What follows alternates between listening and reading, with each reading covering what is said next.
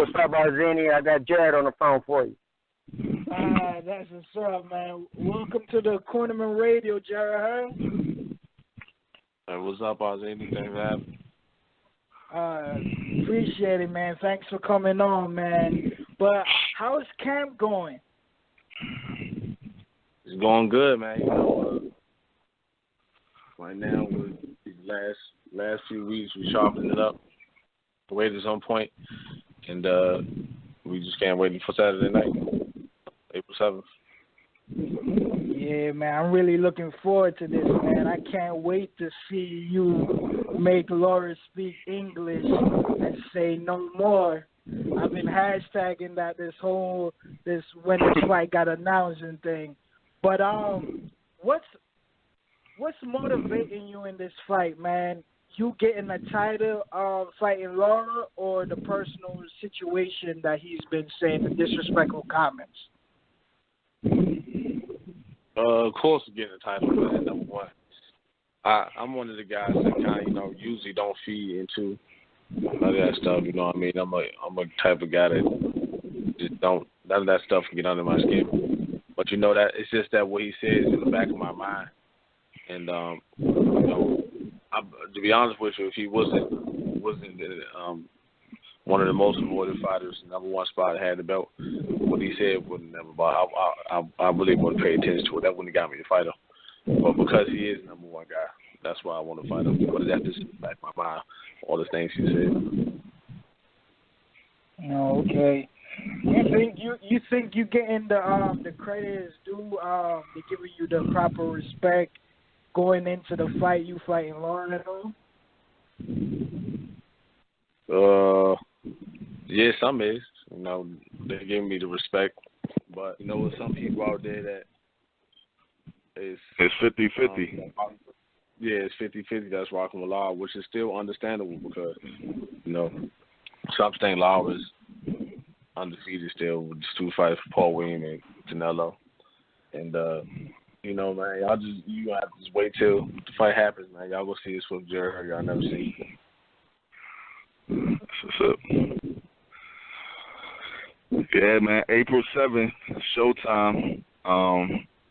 This the going against the number 154-pounder, and I know you got a lot of respect for Lara and his slickness and what he's done in boxing and his trainer Ronnie Shields. So, what fight do you look back to in Lara's career and say, man, I could do it better than him? That was a close fight that Lara had. I've seen a lot of his fights, but the ones I continue to watch is with him and Martirosyan, the fight with him and Angulo, the fight with him and Canelo. Those ones. The fight with Angulo, he got dropped twice. 2 nice left hooks. Angulo couldn't capitalize. You're 6'1", and you're longer reach, and you've been practicing that left hook, I'm sure. Oh yeah, most definitely, man. Yeah. The thing is, Angulo ain't as sharp as me, so might as well get there quick.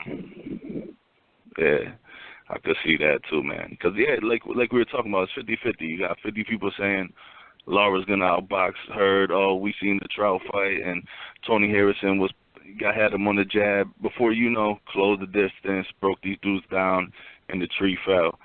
And then the other half is saying that Hurd's going to break him down. I don't know if it's going to be the 5th round, 6th round.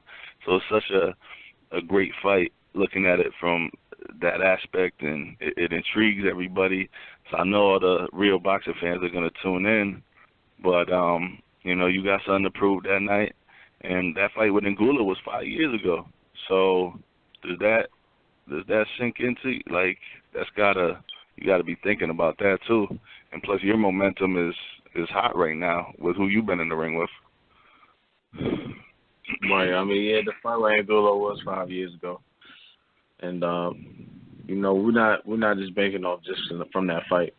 Because we know Lara, one thing for sure, Lara wasn't expecting Angulo with that pressure. He's expecting that from me. Yeah. And you can see when he expected it from Canelo, he kind of used the ring real well also. So, he's going to be much more a little active on his feet than he was in the game Ulo fight. But yeah, we were talking. My power is a little. My pressure is a little different from them all. So. Yeah, we were talking to Ernesto yesterday, and we were talking strategies, and I was thinking like, I could see Lara moving a lot of lateral movement, just the 1-2, just making sure he doesn't, because Trout traded with you, that was a mistake he made. So Ronnie Shields really smart. I could see Lara circling for the 6 rounds, 1-2, being very careful, trying to steal around here or there, even if he has to give up a round, and then 7-8, kind of like how Sugar Ray fought Thomas Hearns, think surprise you, come at you, or how Lamont fought Danny Garcia. Right. I think that's Lara. To me, I just, that's how I expect the fight to go. But yeah, just to talk boxing. I feel like if that's the case, it's only going to be able to do that for like 1 or 2 rounds. Not going to be able to continue for a long time because I'm not going to allow it, And one thing for sure, Lara not be able to fight at his pace with me. Danny was kind of letting Lamont move around and he wasn't dictating the pace. I'm going to dictate the pace.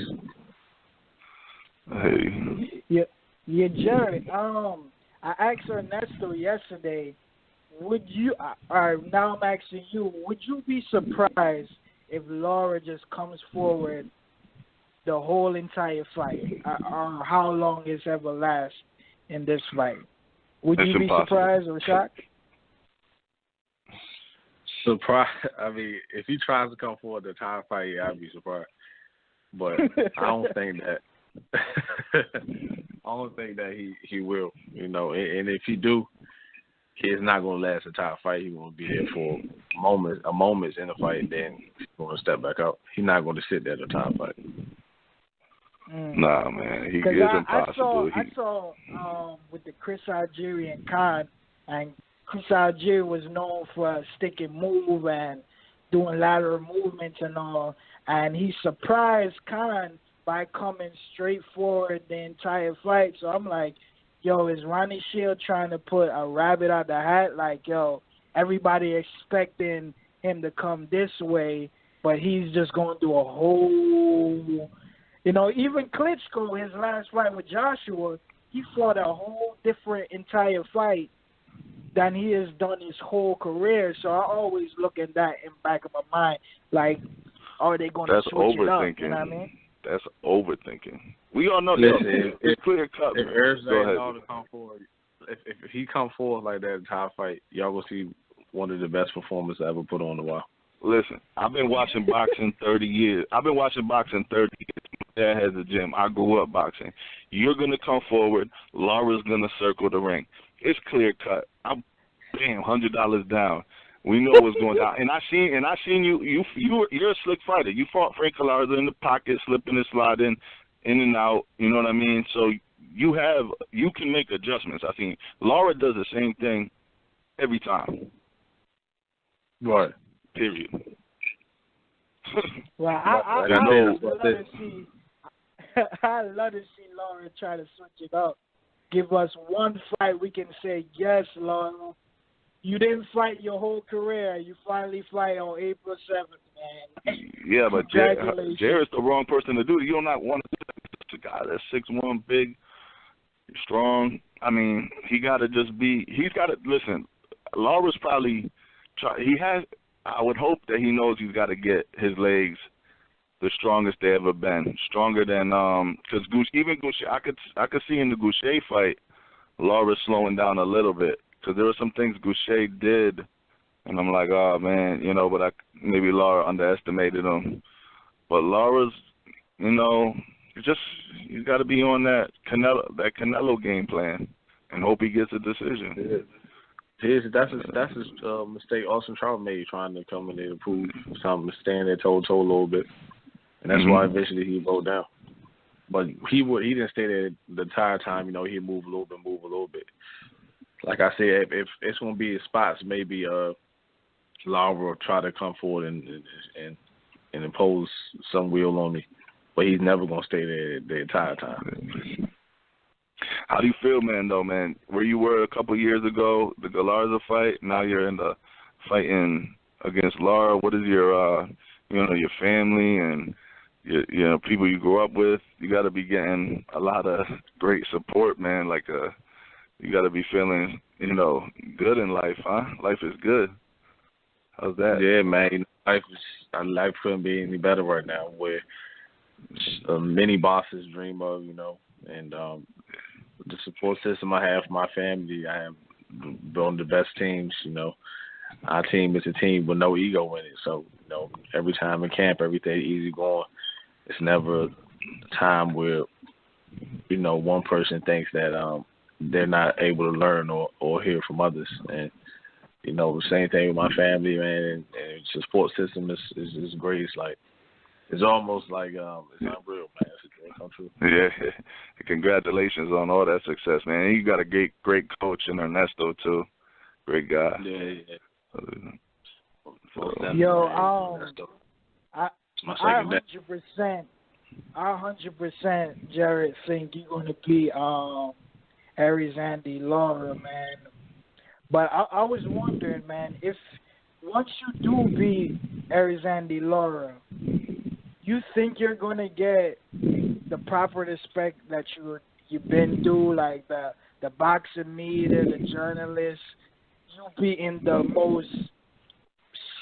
Last year, the whole years of the 154, people has been fearing Lara, scared to get in the ring. You think you're going to get your respect after beating Lara? Or are they going to have another thing to say? Probably 75% respect. It's always somebody. Yeah. So. And I say this, too. I say, of course, I'll become number one in my division. That's the one with Erislandy Lara. But it all depends on how I beat him. If I feel like if I go out there and put in the same performance like Austin Trout, I'm not going to get as much credit. They're going to think, look at me as even if I get a stop, it's still going to always be people saying that, it's just like Frankenstein. He just comes forward and, get hit, and he's big and strong and blah, blah, blah. But if I go out there and dominate him in a spectacular fashion, then I'm thinking I'm going to get credit, and people going to start matching me up with possible opponents in 160 from all the way to 154. They're going to start so it depends on how I beat them. Okay. I think how long you think you can make 154? I was asking Ernesto, I was telling him, man, if Jarrett can at least make 154 for 4 fights, at least, I really believe you can be the undisputed champion, man. Like, whether what happens with the Liam Smith and the Saddam Ali fight, or Kell Brook fight Saddam Ali, coincidence, I feel like one of the WBO champion, whoever that is, and you be able to last 4 more fights, how long do you think you can make it, at least? If you can give us I mean, I to be honest with you, before this camp, I thought maybe this would be my last year at 160. But I made weight so easy this camp, man. I'm only 10 pounds away from weight. I'm like, man, I think I can stay here for longer than another year, So, I mean, but at the end of the day, we don't want to be making weight, and to the point where we start making weight and we start to feel like the weight cut's getting too hard and feeling drained. And that's when we'll move up. But right now, man, I'm making weight so easy. I may stay here for another 2 years. I don't never know. Man, I really believe, I've been telling Ernesto, I really believe you can be the undisputed junior middleweight, man, because I don't think there's ever been an undisputed junior middleweight. I would have to look on the history books, but I don't think there's never been a junior middleweight champion, undisputed one. So I believe that you can do it and shit like that. But man, I see you rapping a lot, man. Are you coming out with a mixtape? Nah, man. I said something I do on the side. You know what I'm saying? I got them bars, really. I tell Ernesto, man, yo, we gotta lay one down, man. I got the bars, man. I got the studios, man. Like, you know what I mean? I'm telling you, Jerry, you dope with the freestyles, man. I see how you be doing that all the time on your IG, man. Yeah. That's impressive. Yeah, man, definitely impressive, man. Yeah. Yeah, man. Yeah, man. No, go ahead, Jay. No, I said it was just, back in the day, me and my friend used to chilling around the crib or in the neighborhood and things like that. We used to freestyle, pass it around in circles like that. And, it was just something I used to do. I think you should put out, man, do it. You know what I mean? Have other businesses, man, come have a successful album as well, because you shining in the boxing. AB, Danny Garcia. Or, right, man. I mean, we'll see. I don't know. What you coming out? What you coming out to April 7th? Or we gotta wait for that one, right? Right. Well, of course, we're gonna have somebody from DV. I don't know if you ever heard of, but a guy named Light Show. Okay. He big out here. Oh, that's word. What's good, man. You gotta bring the belts back to They got a new where's that new arena out there, right, in the DMV area? Then Lomachenko right there. They gotta bring you there once you're unified. Yeah, man. I was trying to bring my last fight with V2 here, but that joint got canceled because of this fight. So we're gonna see. Hope y'all still fight here. You think you're gonna get a home game in Maryland this year or sometime soon? I don't know. I mean, it all depends on who I'm fighting. Like I was going to fight home when I was fighting Cedric V2. But then, of course, when I'm fighting Lara, he doesn't want to fight in my hometown because he's a champion also, so we had to fight on neutral grounds. And, it all depends once I get through Lara who my next opponent is, if they're willing to come back home and fight me. But, I'll be happy fighting on the East Coast, man, because all these people, to be honest with you, no matter where I go, my true fans, they follow me. At the end of the day, the same people that's going to be here in DMV, they're going to all be out in Vegas. And especially when I fight the box ladies in New York, man, they definitely be out there too. So, as long as I'm fighting on the East Coast, I'm happy. Okay. Yo, I tell Ernesto all the time, man, you have the best sweatsuits, man. Are you going to start, having your own clothing line and do the sweatsuits? Because, man, I will buy one, ASAP. Where you get it done? Where we can buy some Swift sweatsuits, bro. I see how you be designing your joggers and your track jackets, and I'm like, damn, I need one of those. Yeah, man, this is the thing. After this fight, I promise we had a website up now. We just gotta get the merchandise in, and I promise after this fight, the Swift Nation gear will be on website. Yeah, man, I definitely want to get a pair of joggers. Yeah. Everything, sweatsuit, headbands, or whatever. Oh, man. Yeah, man. Keep grinding, bro, man. We're in your corner April 7th. We appreciate your time and all that. But, right. April we don't 7th want to take up too much. Say that again, Jerry? I say you already know, man. April 7th is the storm coming. Right. Give out your social media before you get out of here, man. Oh, yeah, you can follow me on Instagram at Swift_Jarrett Hurd. You can follow me on Facebook at Swift Jarrett Hurd. And you can follow me on Twitter at Swift_J Hurd. Oh, okay. Well, I'm about to follow you now, man, Jerry. If you can, if you see Lil Zini, can you follow me back on IG and things? I would really appreciate it. Oh, yeah, most definitely. I got you, man. All right, man. All right. Thanks for coming on, man. Thanks, Ernesto. I really appreciate y'all, man. And I can't wait till April 7th so we can congratulate y'all for being unified champion. 3 straps. Three straps. You already know. Oh yeah, he got the IBO. I forgot he got the IBO. Yeah, he got the IBO too. So yeah, man, collection. All right, bro. All right, man. Take it.